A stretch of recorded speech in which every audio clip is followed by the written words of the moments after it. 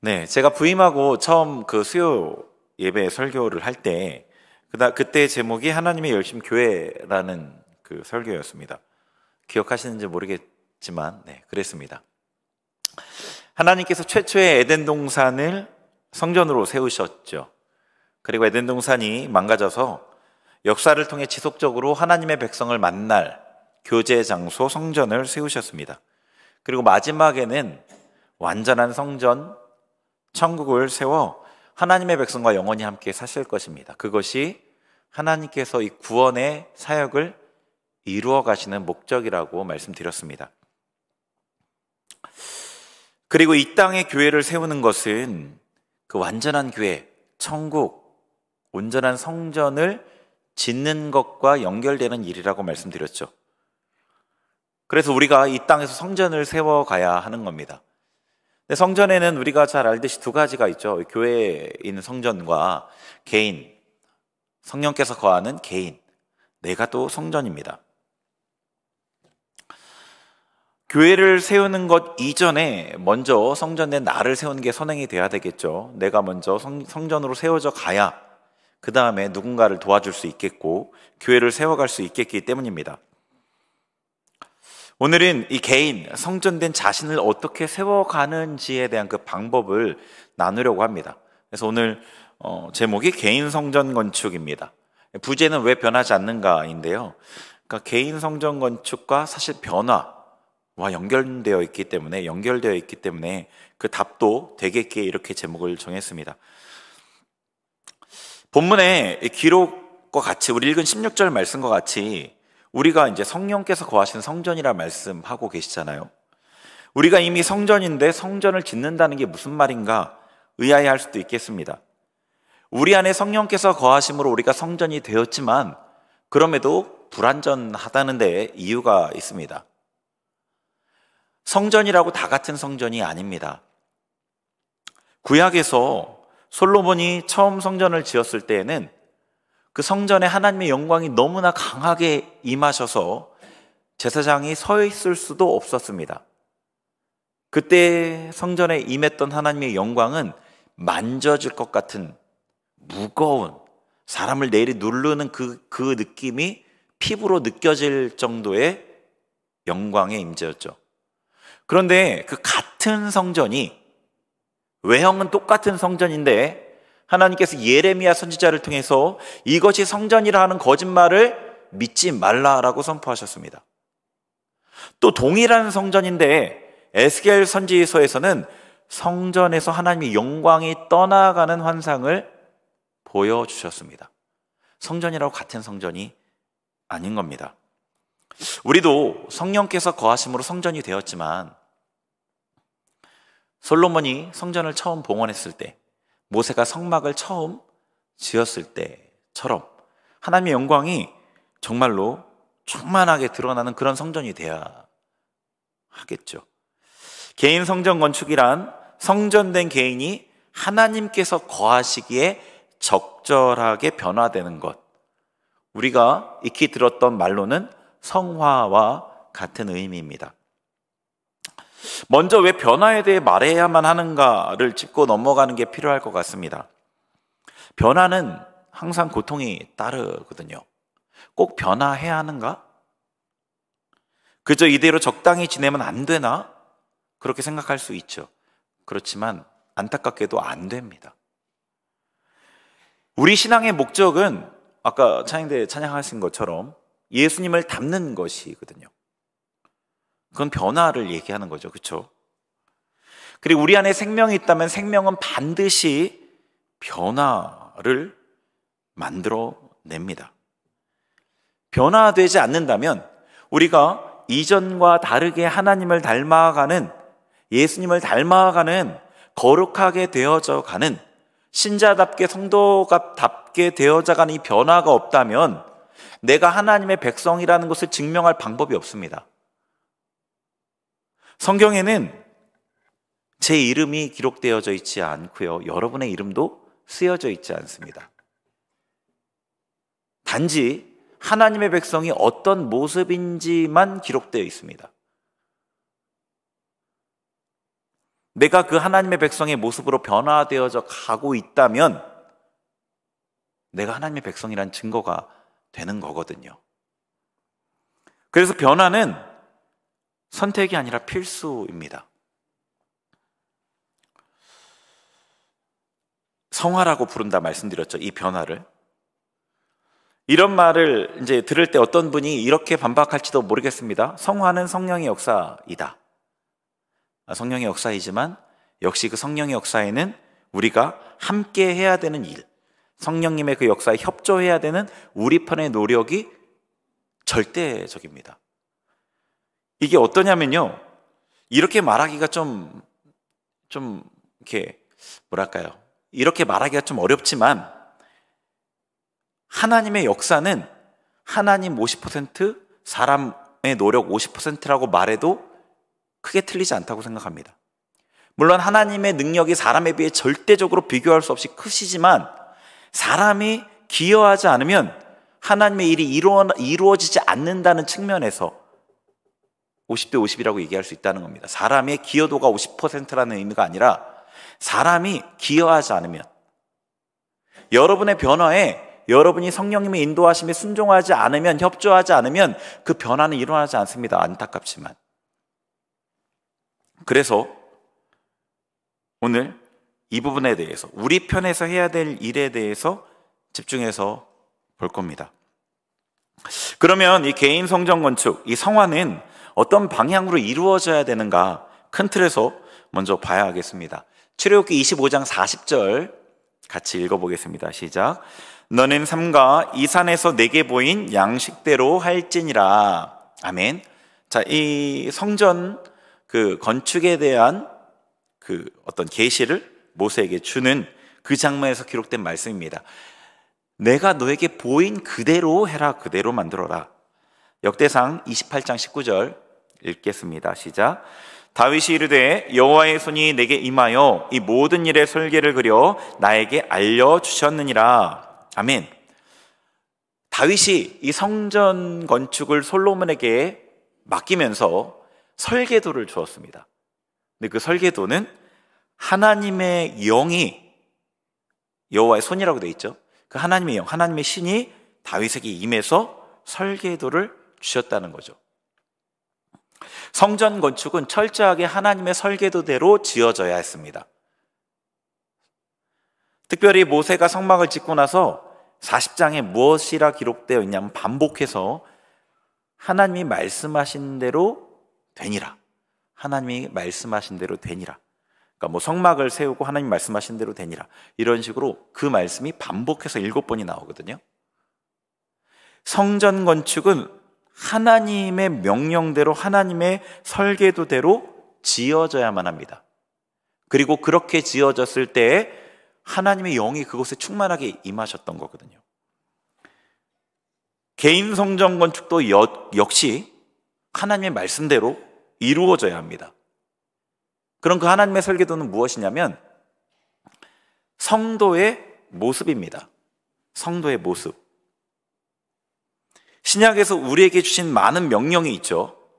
그게 곧 성전에 대한 하나님의 설계도라고 할 수 있습니다. 내가 그 말씀에 순종하기 쉽게 변화되어져 가는 게 방향입니다.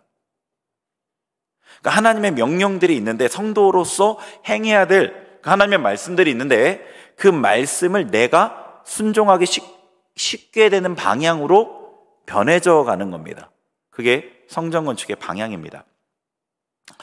성경에 많은 믿음의 사람들이 모두 이 개인 성전 건축을 했습니다. 그들 중에 여러 명이 있죠. 뭐 정말 많은 이들이 성경에 기록되어 있는데, 그들 중에 아브라함을 예로 그가 어떻게 변해졌는지를 간단히 보겠습니다. 창세기 12장 10절부터 13절 같이 읽겠습니다. 시작. 그 땅에 기근이 들었으므로 아브라함이 애굽에 거류하려고 그리로 내려갔으니 이는 그 땅에 기근이 심하였음이라. 그가 애굽에 가까이 이르렀을 때에 그의 아내 사라에게 말하되 내가 알기에 그대는 아리따운 여인이라. 애굽 사람이 그대를 볼 때 이르기를 이는 그의 아내라 하여 나는 죽이고 그대는 살리리니 원하건대 그대는 나의 누이라 하라. 그러면 내가 그대로 말미암아 안전하고 내 목숨이 그대로 말미암아 보존되리라 하니라. 아멘. 이 12장이 어떤 장면인지 대충 아시죠? 하나님의 말씀을 따라서 아브라함이 가나안 땅에 들어왔습니다. 근데 믿음이 없어서 자신의 목숨을 잃을까 봐 두려워했습니다. 자기 나름대로 꾀를 생각해내서 아내를 누이라고 속이고, 그리고 아내 덕에, 아니죠, 아내를 팔아서 목숨을 부지하려고 했습니다. 믿음의 사람이라고 하기는 너무나 부끄러운 모습이죠. 이게 아브라함의 모습이었습니다. 근데 아브라함은 12장부터 시작해서 하나님의 많은 다루심을 받게 되죠. 그 과정 가운데 아브라함은 아브라함으로 이름이 바뀌고 또 그의 모습도 바뀌어집니다. 창세기 22장 1절부터 3절 시작. 그 일 후에 하나님이 아브라함을 시험하시려고 그를 부르시되 아브라함아 하시니 그가 이르되 내가 여기에 있나이다. 여호와께서 이르시되 내 아들 내 사랑하는 독자 이삭을 데리고 모리아 땅으로 가서 내가 내게 일러준 한 산 거기서 그를 번제로 드리라. 아브라함이 아침에 일찍이 일어나 나귀의 안장을 지우고 두 종과 그의 아들 이삭을 데리고 번제에 쓸 나무를 쪼개어 가지고 떠나 하나님이 자기에게 일러주신 곳으로 가더니. 아멘. 네, 이것도 어떤 장면인지 너무 잘 아시죠? 하나님께서 아브라함 말년에 그가 가장 사랑하는 이삭, 100세에 얻은 이삭, 네, 나이가 들어 자녀를 얻을수록 귀하다고 하죠. 그죠? 100세 얻은 그 이삭을 번제로 드리라고 하셨습니다. 아브라함은 하나님의 명령을 두 발 안고 순종했습니다. 진정 순종의 사람이 됐죠. 그는 그냥 막무가내로 맹목적으로 순종한 게 아닙니다. 하나님께서 그에게 너의 아들 이삭을 통해서 자손을 얻게 할 터인데 하늘의 별과 같이 많이 얻게 하겠다라고 하셨습니다. 근데 자기 이삭이 죽으면 그 약속이 이루어질 수 없지 않습니까? 그러니까 자기가 하나님 명령을 따라 이삭을 죽여도 어쨌거나 이삭은 살아야만 하는 겁니다. 하나님의 명령이 이루어지기 위해서, 약속이 이루어지기 위해서. 그래서 아브라함은 주저하지 않고 순종할 수 있었습니다. 하나님의 말씀에 온전히 순종하는 믿음의 사람, 순종의 사람이 됐죠. 우리 좀 전에 봤던 창세기 12장의 그 아브라함의 모습과 22장의 아브라함의 모습이 정말 이 두 사람이 같은 사람일까 싶을 정도로 완전히 달라졌죠. 이외에 우리가 아는 많은 믿음의 사람들이 있죠. 야곱, 요셉, 모세, 다윗, 여호수아 등등 이 많은 사람들이 이 성령님의 손길 아래 모두 변화되어져 갔습니다. 온전한 성전으로 지어져 갔다는 겁니다. 하나님 말씀에 순종하기 쉬운 사람들이 되어져 갔다는 겁니다. 우리도 자신을 이 온전한 성전으로 짓는데 성령님과 함께 협력해야 하는 겁니다. 이 사람의 변화는, 이제 변화를 얘기하잖아요, 지금. 변화는 이 외적인 변화를 얘기하는 건 아니겠죠.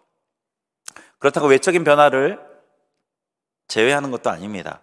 이 전인적인 변화를 얘기합니다.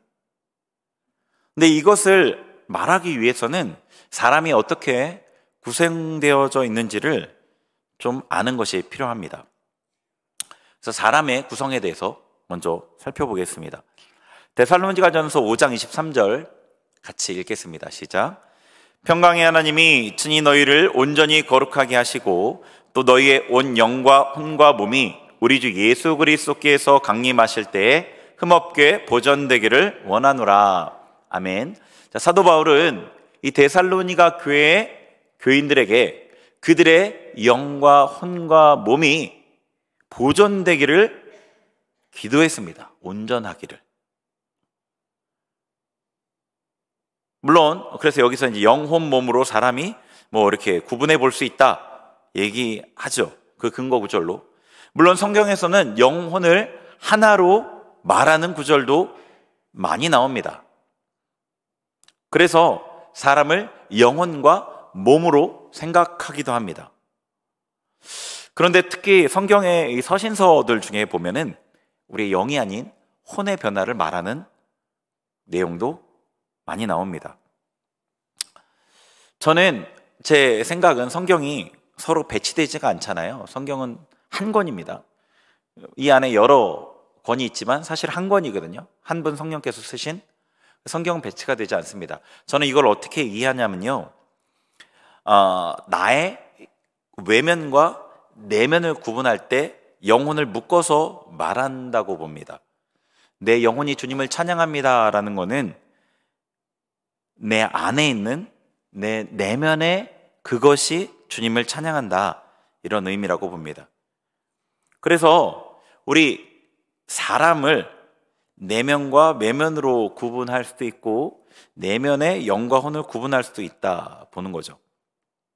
상황에 따라 좀 다르게 구분하여 표현하는 것뿐이라고 생각하는 거죠.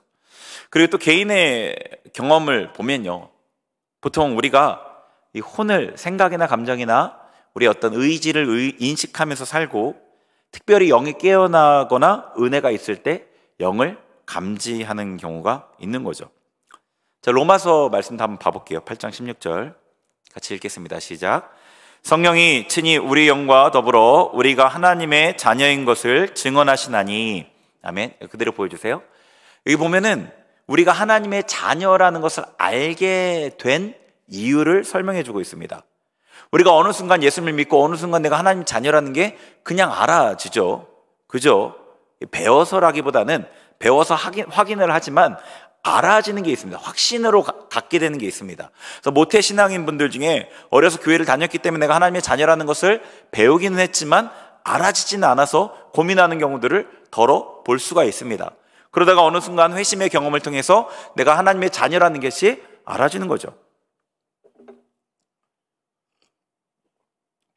그런데 여기 로마서에 뭐라고 돼 있냐면 우리가 하나님의 자녀인 것을 증언하기 때문에 우리가 알아진다는 거죠. 알게 되었다는 거죠. 근데 성령께서 우리의 영과 더불어서 우리가 하나님의 자녀인 것을 증언한다는 겁니다. 증언하면 인지하는 혼이 있죠. 혼이, 생각이 인지를 합니다. 아, 내가 하나님 자녀가 맞지. 우리의 영이 증언하는 것을 인지하는 거죠. 거듭난 우리의 영은 내가 하나님의 자녀라는 것을 알기 때문입니다. 그렇다고 해서 영과 혼과 육이 나누어지는 것은 아닙니다. 완전히 혼합된 것도 아니지만 나누어지지도 않습니다. 약간 설명하기가 좀 어려운데 구분해서 말할 수 있을 뿐입니다. 영도 나고 혼도 나고 육도 나입니다. 영, 혼, 몸 전체가 또한 나입니다. 하나님께서 자신의 형상을 따라 사람을 지으셨다는 말이 이런 의미인가 생각해 보기도 합니다. 어쨌거나 사람을 영과 혼과 육으로 구분해 볼 수 있다고 할 때 주목해야 할 부분이 생깁니다. 야고보서 1장 18절 말씀을 보겠습니다. 같이 읽겠습니다. 시작. 그가 그 피조물 중에 우리로 한 첫 열매가 되게 하시려고 자기의 뜻을 따라 진리의 말씀으로 우리를 낳으셨느니라. 아멘. 자, 여기에 말씀에 뭐라고 되어 있냐면 그가 하나님입니다. 그는 하나님께서 우리를 낳으셨다 되어 있죠. 그가가 주어고 낳으셨다가 서술어 아닙니까?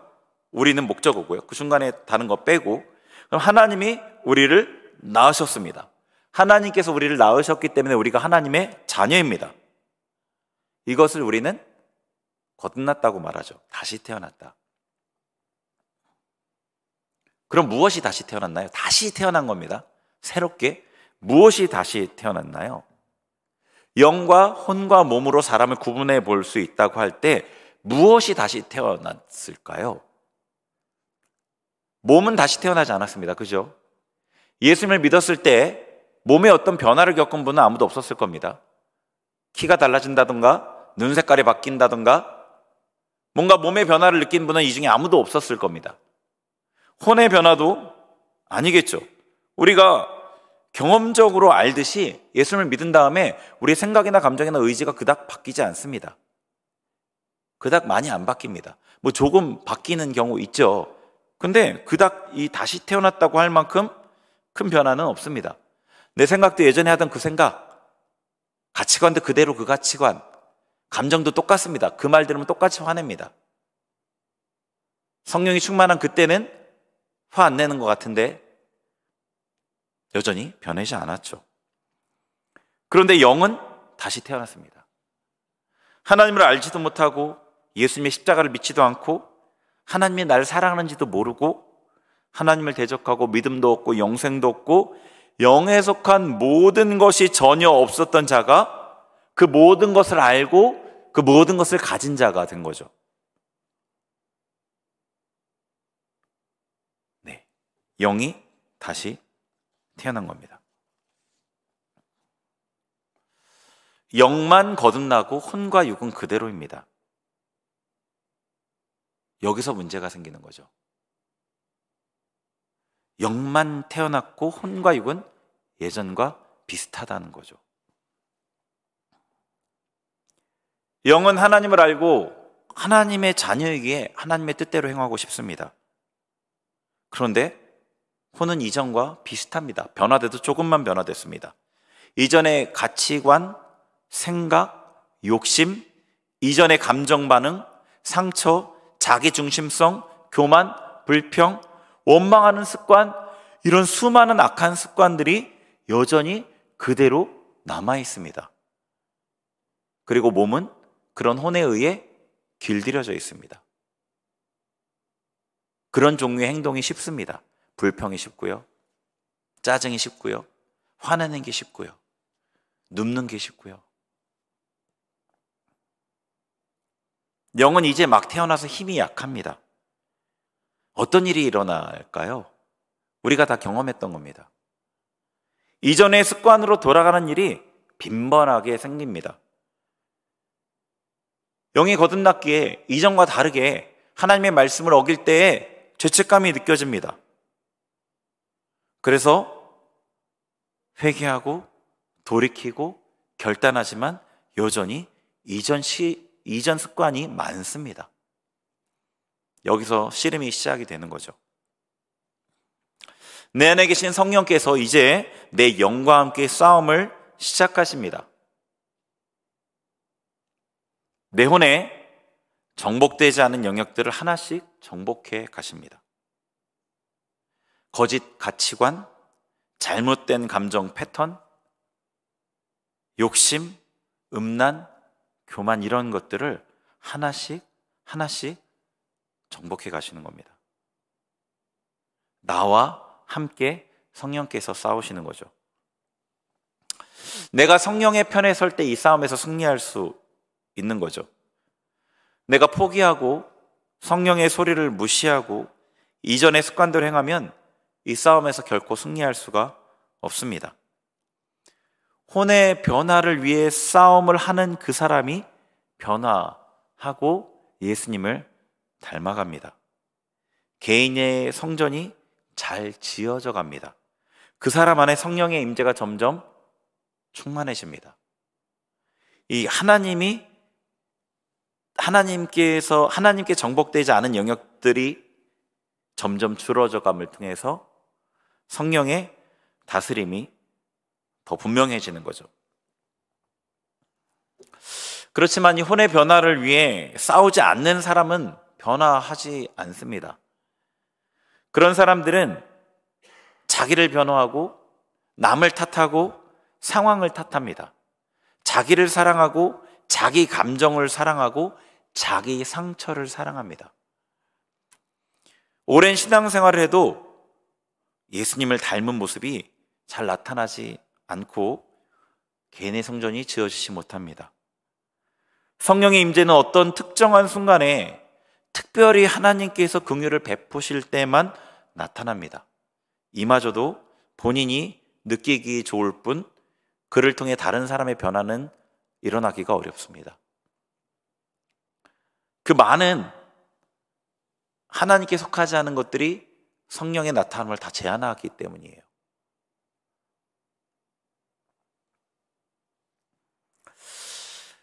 사람이 성전으로 지어가기 위해서는 이 혼의 변화가 핵심입니다. 동시에 영이 힘을 얻어야 합니다. 변화된 혼을 따라서 몸도 순종에 익숙해져야 합니다. 죄를 멀리하는 거룩한 몸이 되어야 하는 거죠. 우리의 변화는 전인적인 변화여야 합니다. 이런 변화들은 사실 아까 초두에 얘기했듯이 고통을 통해서만 이루어집니다.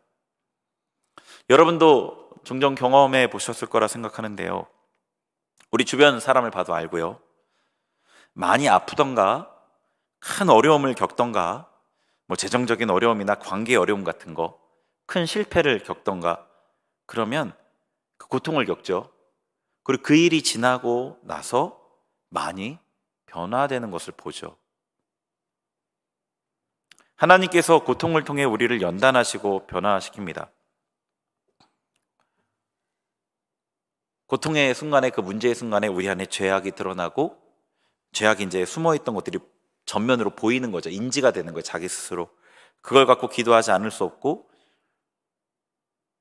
하나님의 다루신 가운데 다뤄지는 거죠. 이런 고통을 통해 변화합니다.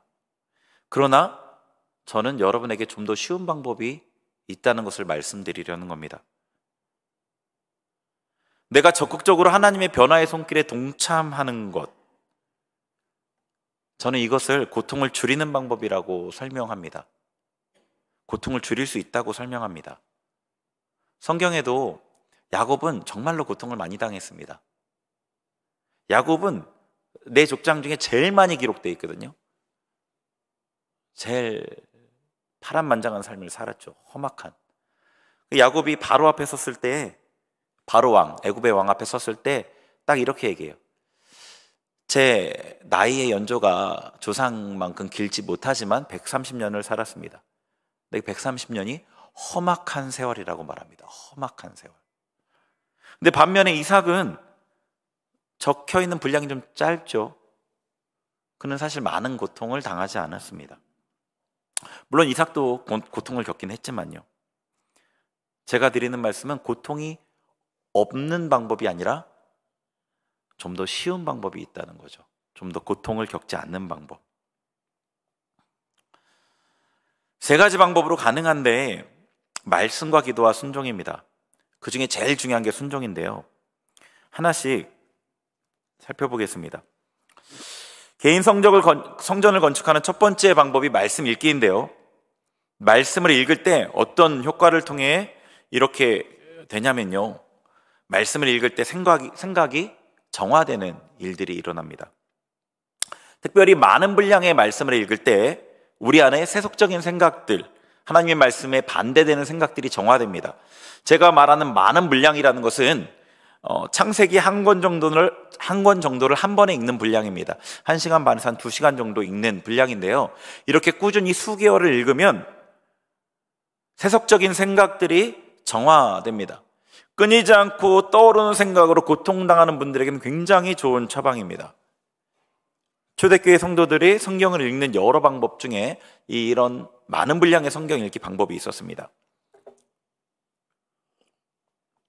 그리고 또 말씀을 읽을 때 깨달음이 오는 때가 있습니다. 뭔가 번쩍하면서 하나님이 어떤 분이신지, 이 말씀이 어떤 의미인지, 뭔가 지식의 이해를 넘어서는 깨달음이라고밖에 말할 수 없는 그런 경험을 하게 됩니다. 그때 우리 안에 신념이 바뀝니다. 사람마다 갖고 있는 핵심 신념이 있습니다. 그 핵심 신념에 따라 세상의 어떤 문제나 상황들이나 사람들을 해석하거든요. 그게 바뀝니다. 그 근본적인 거, 정말 바뀌기 어려운 그 핵심 신념이 하나님의 말씀을 읽는 이 극적인 깨달음을 통해서 바뀌는 경험을 하게 됩니다. 그리고 말씀을 꾸준히 읽다 보면 이 말씀이 내면을 채우게 됩니다. 이 영의 양식이라고 하신 그 말씀이 내면을 채우면 영이 힘을 얻습니다. 영이 힘을 얻는 것은 변화와 성장과는 약간 좀 다릅니다. 혼이 이전 습관대로 나를 끌어가려고 할 때 저항할 수 있는 힘이 생긴다는 겁니다. 그러니까 말씀을 읽는 것이 혼의 변화에 정말로 중요합니다. 꾸준히 말씀을 읽지 않고 경건 생활을 하지 않고는 사실 이 변화라는 것을 기대하기가 어렵습니다. 두 번째 방법은 기도입니다. 기도를 통해서는 제일 먼저 우리가 기도의 목적이 예수님을 만나는 거죠. 예수님을 만날 때 영의 모든 좋은 일이 이루어집니다. 예수님께로부터 사랑을 공급받고 안식을 누리고 위로를 받고 회개하고 영의 양식을 공급받습니다. 그래서 예수님을 그 예수님의 음성을 듣고 그분의 말씀도 듣고요. 말씀을 통해서도 예수님을 만날 수 있지만 이 말씀이 내면화되고 말씀으로 우리가 정화될수록 기도 가운데 예수님을 더 분명하게 만나게 되거든요. 자, 기도를 통해서는 예수님을 만나게 됩니다. 그리고 기도를 통해서 또 순종의 힘을 얻게 됩니다. 말씀을 통해서 아까 말씀드린 대로 영의 양식을 공급받는다 말씀드렸죠. 힘을 얻는다 말씀드렸습니다. 기도를 통해서도 힘을 공급받습니다. 근데 말씀과 기도를 통해 힘을 공급받을 때는 조금 그 은혜가 약간 좀 다릅니다. 말씀을 통해 공급받는 은혜는 이 말씀을 보통 성경에서 물로 비유를 하거든요. 좀 차가운 느낌입니다. 약간 깨우침, 돌이킴, 인도, 지도, 결단과 같은 그런 은혜가 말씀을 통해서 주어집니다. 죄 유혹 앞에 내면에 힘이 된 말씀에 깨우치는 거죠. 그건 안 된다. 그 길로 가는 건 죄다. 그리고 돌아설 수 있게 해주는 거죠. 그런데 기도 가운데 받는 은혜는 기도의 그 뜨거운 은혜를 보통 뜨거움, 불 이런 걸로 표현 많이 하잖아요. 그래서 힘이고 어떤 그런 하나님을 향한 열정 이런 것들로 은혜가 보통 주어집니다. 우리가 갖는 선한 의지를 행할 수 있게 해줍니다. 그래서 기도를 통해 힘을 얻어야 선한 의지를 행하는 순종이 쉽습니다. 기도를 통해 순종의 힘을 얻게 되죠. 그리고 기도를 통해 죄가 드러납니다. 앞에도 말씀드렸듯이 문제와 갈등의 순간에 죄가 드러납니다. 불신이나 하나님을 향한 불신이죠. 분노나 불안이나 절망, 판단 이런 평소에는 숨어져 있고 내가 안 그런 사람인 것 같이 드러나지 않는 그 죄가 문제와 갈등의 순간에 드러납니다. 그래서 고통은 우리의 죄를 보게 하고 드러내는 거죠. 회개로 이끌어 변화하게 하는 건데요. 그런데 문제를 통해 고통을 겪지 않아도 기도를 통해 죄가 드러나게 할 수 있습니다.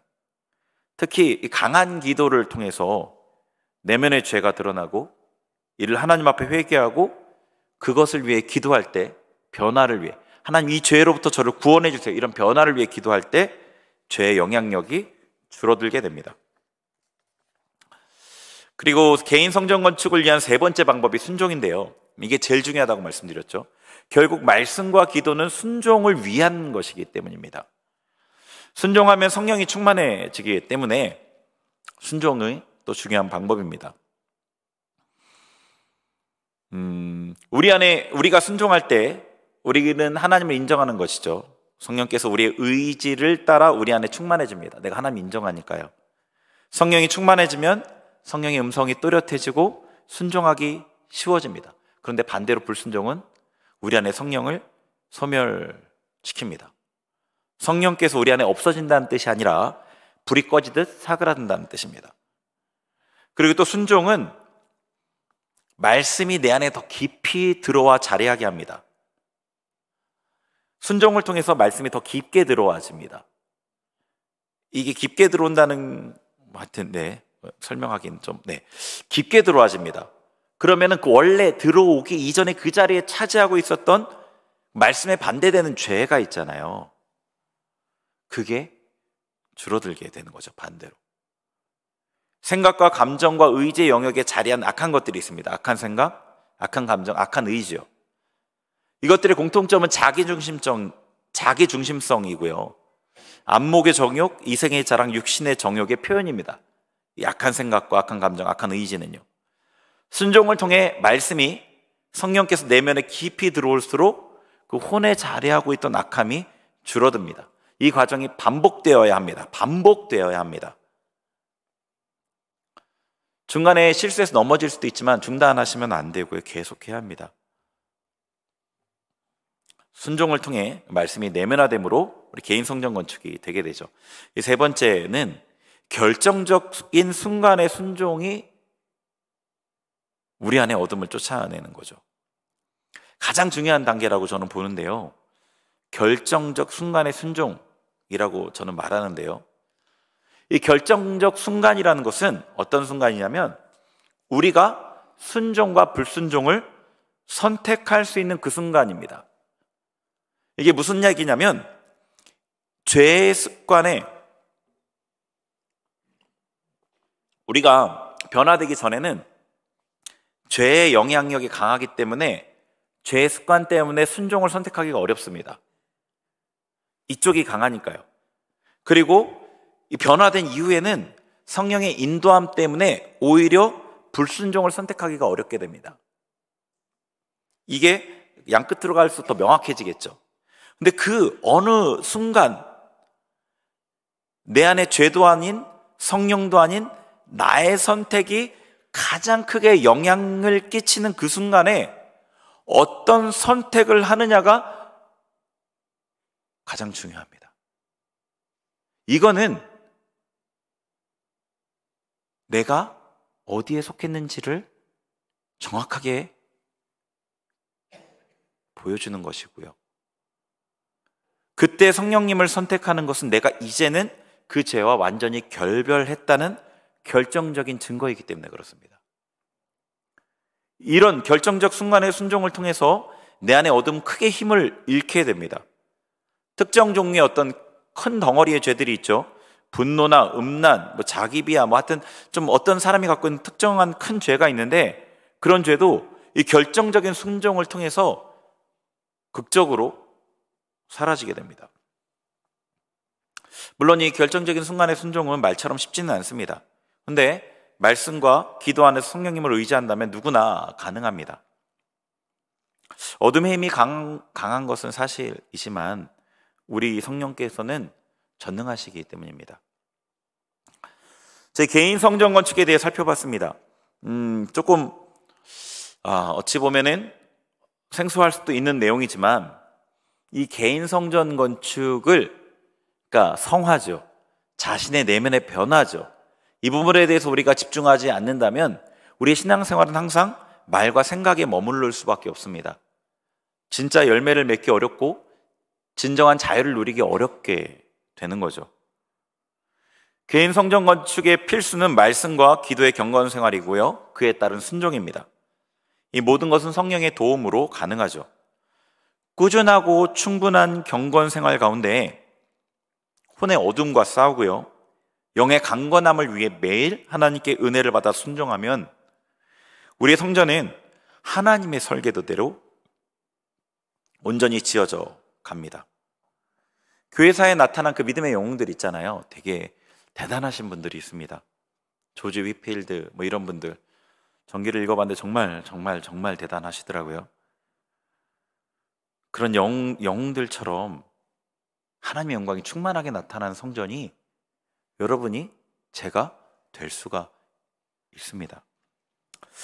이것은 성전인 교회를 세우는 일과 연결되고요. 결국 천국 성전을 건축하는 일과도 연결됩니다. 다른 어떤 것보다 자신의 성전을 건축하는 일에 힘쓰시고요. 자기의 성전을 건축하는 만큼 또 다른 이의 성전을 건축하는 걸 도와주시는 거예요.